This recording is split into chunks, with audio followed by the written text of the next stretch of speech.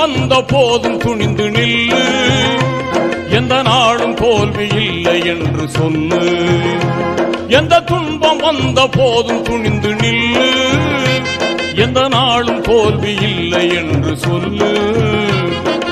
இறையின் மறையும் நபியின் மொழியும், இறையின் மறையும் நபியின் மொழியும் இருக்கும் போது உனக்கு கவலை இல்லை.